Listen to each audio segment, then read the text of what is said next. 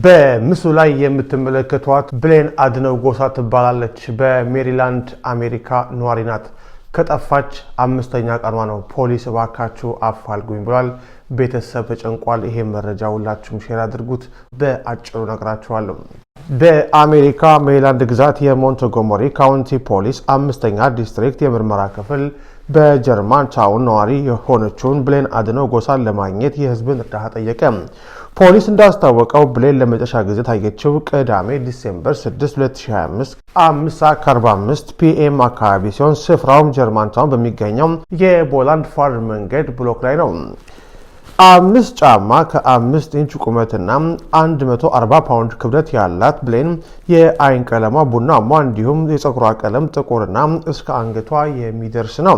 ለመጨረሻ ጊዜ ስታይ ጥቁር ስኒከር ጫማ፣ ጥቁር የክሮስ ቦዲ ቦርሳ፣ ጥቁር ሱሪ፣ ጥቁር የክረምት ጃኬትና ጥቁር ሰማያዊ ኮፍያ ያለው ሹራብ ለብሳ ነበረ።